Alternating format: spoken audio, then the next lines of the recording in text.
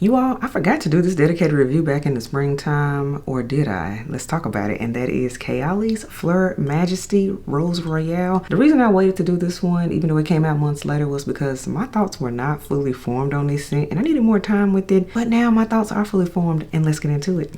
Welcome back to the channel, everyone. The SANTAMARIA here. Yes, dedicated review time on this scent right here. Kayali's Fleur Majesty Rose Royale, number 31. This came out back in the springtime, as stated earlier, and this one did get a lot of interesting reviews, a lot of interesting comparisons, and I will weigh in on all of that. But as always, whenever we talk about dedicated reviews, I rate fragrances by 5 categories. The first category is mood, and that is simply when do I see myself wearing this scent, what time of year, what type of event. We talk about it there. Second category is strength, and that's on a scale of 1 to 10, with 1 being this ain't nothing but water in a pretty bottle, to 10 being nuclear powerhouse juice. Third category is longevity. That is how many hours long lasting is a scent, because we do care. Then we have the fourth category, and that is this a compliment getting fragrance? Yes or no, because compliments are nice. Doesn't necessarily make or break a scent, but they're a nice addition. Then we have the fifth category, and that is the comparison category. And I know y'all love that category because that's when we discuss, does this fragrance smell like anything else? Does it remind me of anything else? Is it a direct one-to-one match of another scent? We talk about it there in that category. Now you know how we do things. So yeah, lipstick of the day today, everyone. I am rocking out with MAC Chatterbox lipstick, which is this yellow pink color. I love this one. I've repurchased it multiple times, so you know I love it. Nails, we have OPI. My Chihuahua doesn't bite anymore, because I know y'all like to know the nail colors. And as always, the full beauty breakdown of everything on my face will be down in the description box below, so you do not have to ask questions about it. Next up, we have fragrance of the day, and I was feeling something fresh and clean today because it's hot, and that is Byredo's Blanche, you all. I recently picked this one up. I've wanted this scent for 4 years, and I finally caved and got it, so I'm happy. But pure aldehydes with a little bit of violet in here. But essentially, this is a laundry detergent scent, and it's perfect for very hot days. Right now it's August, and yeah, I'm enjoying Byredo's Blanche, you all, is the fragrance of the day. And now let's get back into the star of the show, and that is this one right here. This was a spring 2025 release. It was highly anticipated, especially coming after the hype of, what was that, Yum Bougie Marshmallow. That one came out in November, if you all remember. That one got rave reviews. It's still talked about. I have it too. I love that one. I've reviewed Yum Bougie Marshmallow as well. Definitely check that out as well. But then yes, Fleur Majesty kicked off 2025. So this one is beautiful. I love the gradient bottle, very nice with the pink and purple clear see-through thing. I'm here for it. There are a ton of notes on here. They have an abbreviation of the notes, the keynotes on the back of the bottles now, but on the official website you get the real full breakdown of the notes. And I gotta say, there's a lot in here. So you all, top notes, we have our mandarin orange, juicy pear, and sweet peach. And then in the middle we have magnolia, white peony, rose centifolia, and violet wood. And then in the dry down, you all, in the base, we have vetiver, Kayali signature accord, amber fix, super vanilla, praline, and musk. So looking at the notes in this scent, there is a lot in here. I see a lot of fruits in here because orange, pear, peach, mandarin, all that. Got a lot of florals in here too, rose, peony, magnolia, right? And then in the base we have a lot of gourmand notes in here to me, musk things. So yeah, this scent will have range, and in my experience this scent did have range, because I've worn this scent now for a few months, of course, playing in it, wearing it, and yeah, I discover something different every time I wear it, and that's again why it took me longer to review this scent. So let's get into the prices and sizes of this scent, y'all. And while I do that, I'm gonna spray this, let it dry down, and tell you what I get from the scent, because again, we did do a laundry list of notes and things, but most importantly is what do we, the person who's wearing it, get from the fragrance. So you all, prices and sizing of this one, we have 3 sizes available currently. There is a 10 ml, which is the travel size, and that retails for $32. Then there is the 50 ml, that is the size I have right here in front of you. You all know 50 ml is my favorite. So we have 50 ml, and that retails for $100. And then there is the Big Daddy, the 100 ml, and that one retails for $138. Because of course Kayali fragrances are sold at Sephora and things, and sales and things do happen on their official website around the holiday seasons especially, you can get a discount on it. So I always like to give you all the full retail value, but yeah,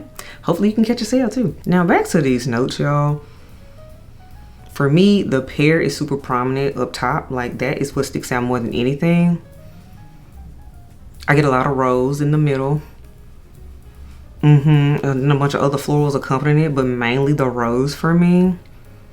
And then in the base, it is musky to me, very musky. I get a little bit of like a woodsiness in here too, a little bit of violet.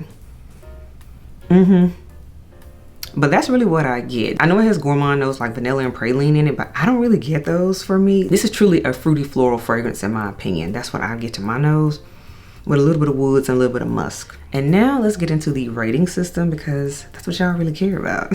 So the mood of this fragrance, you all, hands down, this is a spring to summer scent, because again, it did come out in the spring to summer. But going back to the point of taking my time and wearing this one in different seasons, this scent did not click for me really in the springtime. So for me personally, this scent did not come alive and did not make sense until the summertime, the summer heat. So for my personal rotation, this is a summer fragrance. It is. I like it more in the summertime. Yes, I can wear it in the spring.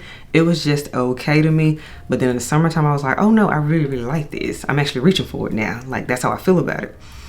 So in a summary, this is a summer scent to me. The strength, you all, on a scale of 1 to 10, strength, I give it a 6 because it goes powdery in my opinion, and it goes back to the musk and that violet situation in here along with the other notes. So this one isn't super dense, super loud. It's slightly above average. It's doing just enough. So you will know it's there, but it's not screaming at you.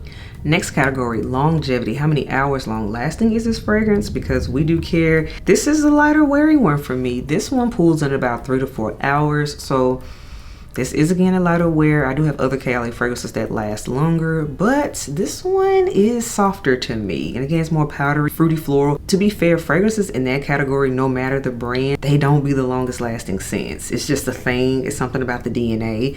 And that's probably why they added the musk and the violet woods in here to help amp it up. And there is the ambrox in here too.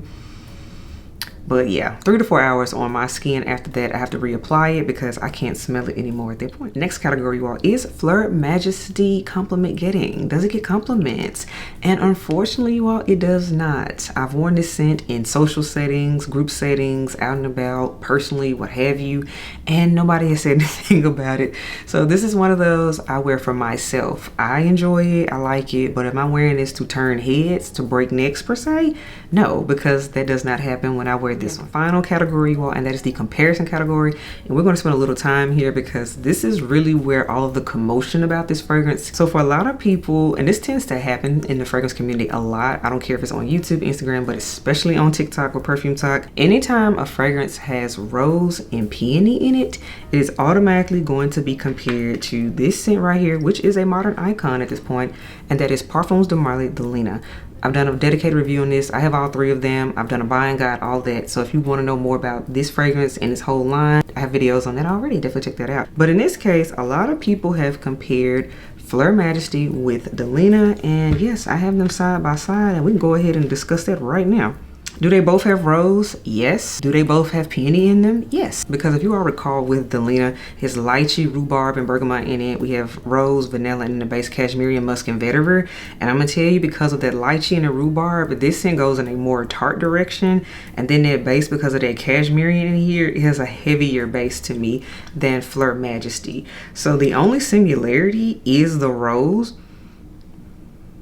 But now, would I say, oh, they smell exactly alike? Is it just like it? Is it just another scent? Just smell like Delina? No, I would not. These smell completely different. And plus, fragrances can use the same notes and smell completely different all the time. That happens all the time. So that's what I have to emphasize. Just because a fragrance, particularly a feminine fragrance, has rose in it, does not automatically mean it smells like Delina. We just gotta stop doing it. Fleur Majesty is its own scent in that regard. Now, another scent that came to mind when I was smelling this and getting ready for this video, I was like, something else that also is kind of similar to me, at least in theory, is this one right here. And this is the Givenchy Irresistible Rose Velvet. You all know I've had this one for a few years now, and I enjoy it. It's definitely a pretty girl fragrance for sure. So with this Givenchy Irresistible Rose Velvet version, emphasis on the rose velvet because there's multiple flankers of this line at this point. So you all, there's pink pepper, black currant in here, neroli, there's a whole bunch of rose in here, and there's also patchouli in here as well. Again, when I smell them side by side, these do not smell the same. They go in different directions. The Irresistible Rose Velvet, yes, heavy on the rose. There's rose water here, but a lot of patchouli in here too, and it's kind of peppery. Whereas the Fleur Majesty for me goes again more fruity floral because a whole bunch of peach, mandarin, and pear, mainly the pear, and then we get into the rose and the violet in here.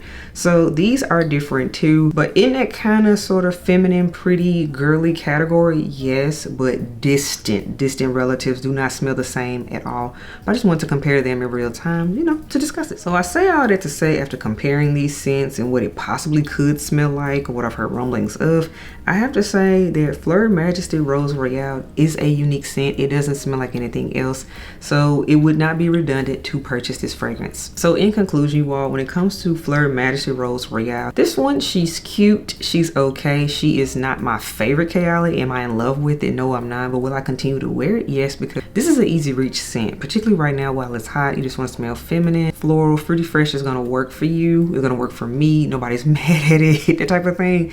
It's just, you know, flying under the radar. It's doing just enough. But will I continue to wear it and keep it in my collection? Yes, I will, because I still enjoy it. It's just not a love, or it's not one of my favorites, and that is okay. But as always, let me know your thoughts on this fragrance. Do you love Kayali's Fleur Majesty Rose Royale 31? Is it a love? Is it a hate? Is it just okay for you? Does it smell like anything else to you? Drop it in the comments below. Let's have the conversation. And yeah, I will catch y'all in the next video. Bye, y'all.